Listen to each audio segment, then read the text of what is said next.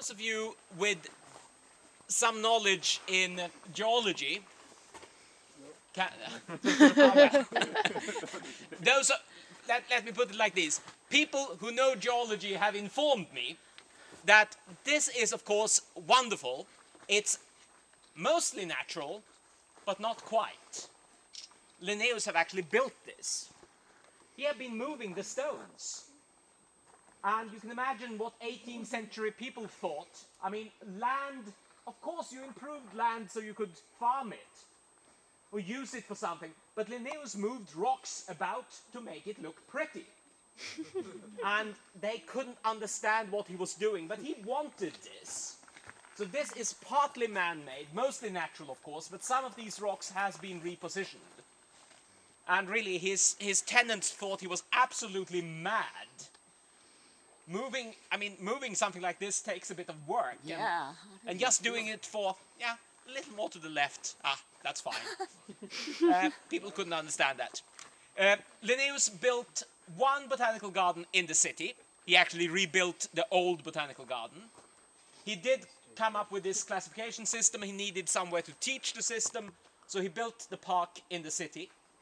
But the problem was some of the plants in the city did not really like being in the city. The city was a bit, there was too much light, the soil was mostly clay, and the problem, really a problem you don't think about today, but Uppsala had a severe flooding problem in the 17th and 18th century.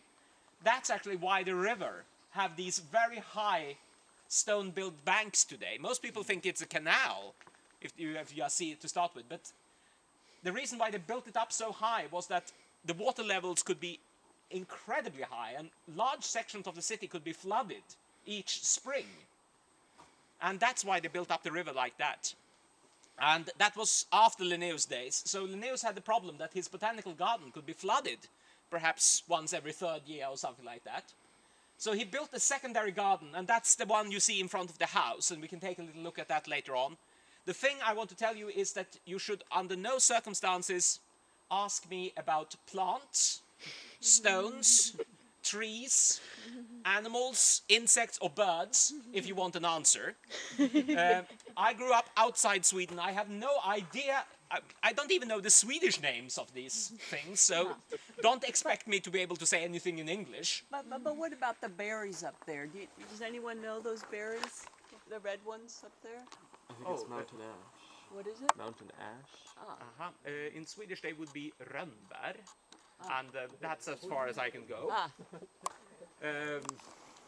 The blackbirds that you see huge quantities of in the city tend to eat them in the autumn, especially when they have fermented, and they get seriously drunk. So you can actually have drunk birds in Uppsala. It's kind of fun. You see them fly rather erratic, and they can actually crash land as well, which is great fun to see. But now, ladies and gentlemen, we are going up there. But I'm at least as a chicken, so I will take the road.